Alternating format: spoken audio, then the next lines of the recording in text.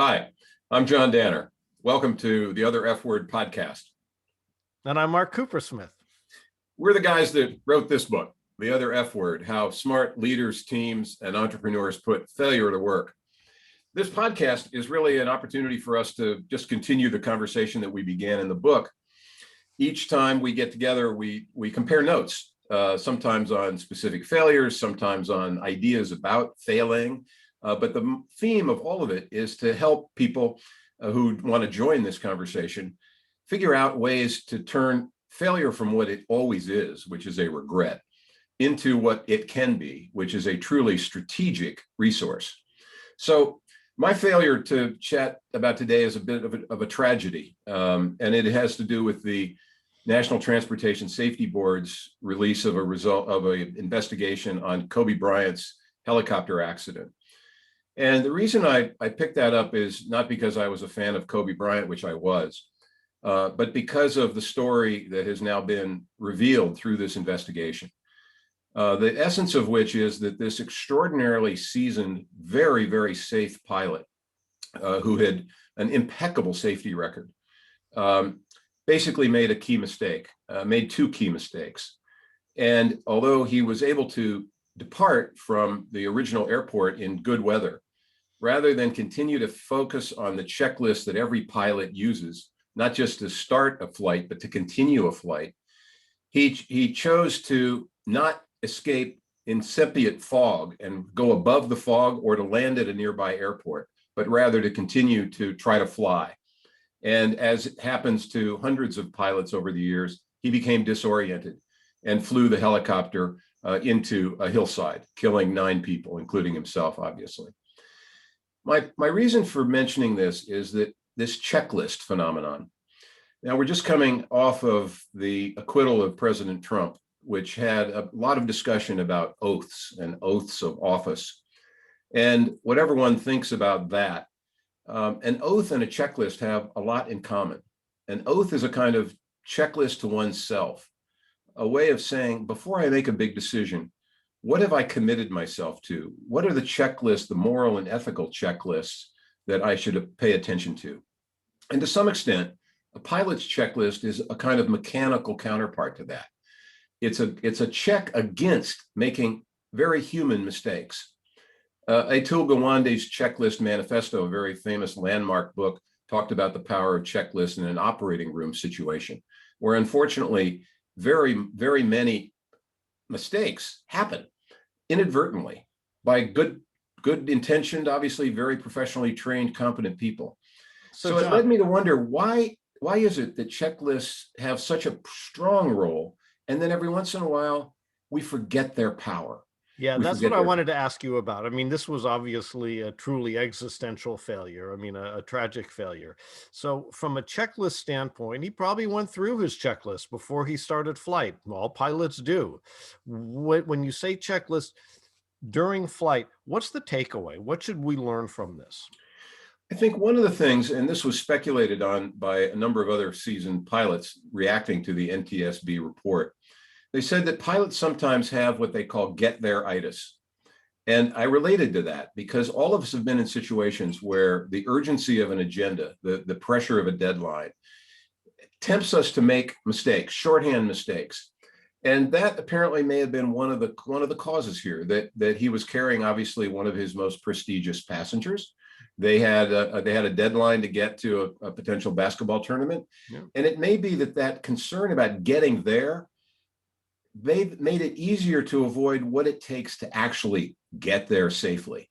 Right. And I think that tension between getting the work done, meeting the deadline, and yet remaining in touch with the discipline that a checklist can ask you to continue to remind yourself of, I think that's an ever-present tension that most of us in organizations feel all the time. Yeah, so that was my reason for picking this one out.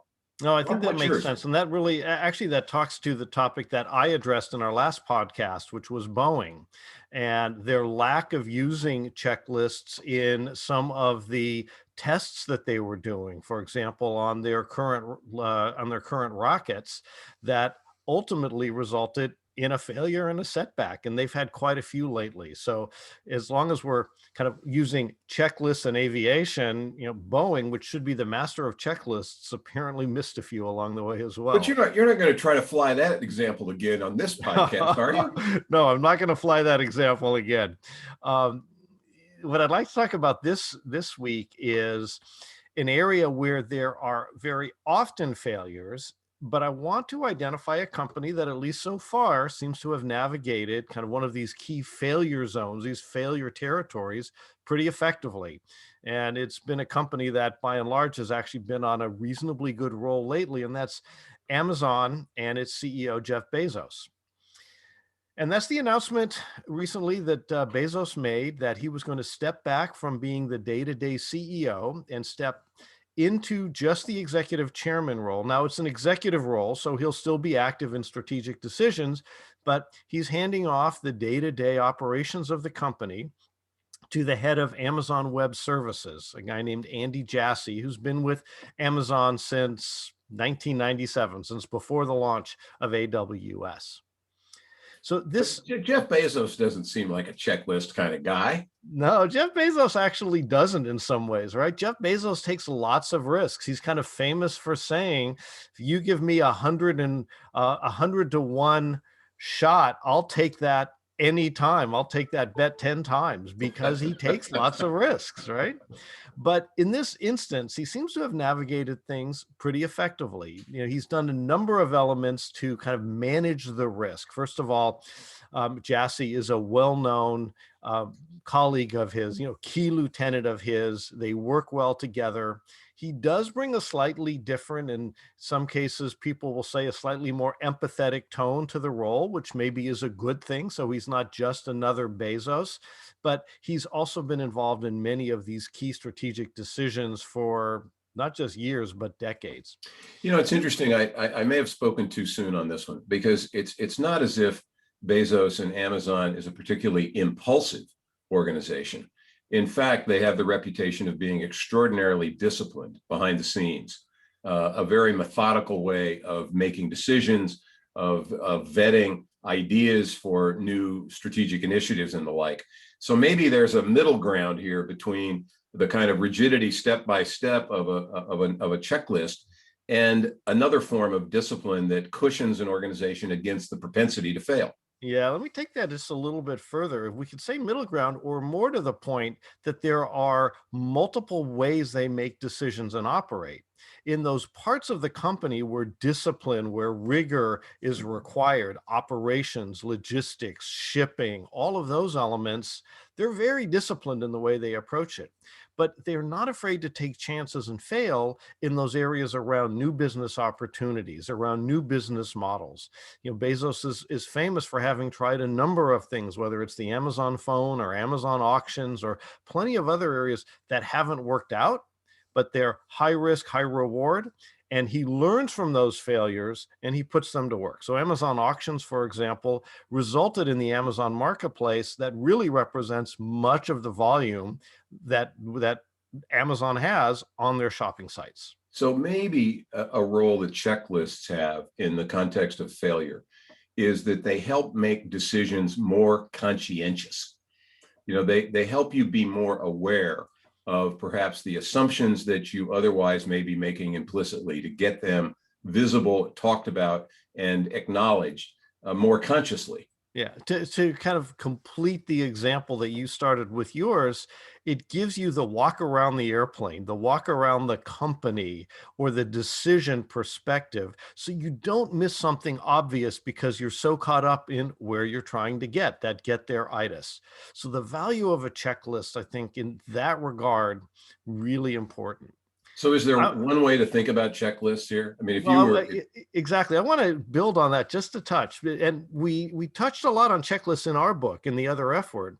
And they came out in some of the comments that we heard from everyone from jet fighter pilots who were used to taking off from aircraft carriers, talking about people who know checklists, to people in medicine. And in particular, in conversations we had with a couple of hospital CEOs, they said, there's good news and bad news with checklists. And Atul Gawande is a surgeon, so he comes from that discipline, the author of the Checklist Manifesto. And the key takeaway was, if your checklists are too extensive, if you have too many bells and warnings going off, if you've got too many things to check on, then they essentially become worthless because people speed through them. But if they're too short, then maybe you miss one of those key elements. So while they didn't call it this, I think that we need to look for this Goldilocks zone of checklists where not too long, not too short, cover the primary topics kind of just right. Well, speaking of checklists, I guess that's time to think about the checklist for closing this particular episode of our podcast. On my checklist here, it says, number 1, finish talking. Number 2, turn to Mark. Well, very good. So thank you for listening. If you like this, speaking of our checklist, go ahead and subscribe. This way you'll be reminded every time John and I decide to talk about the other F word and lessons how to turn failures and regrets into a strategic resource. Bye for now. So long. Bye-bye.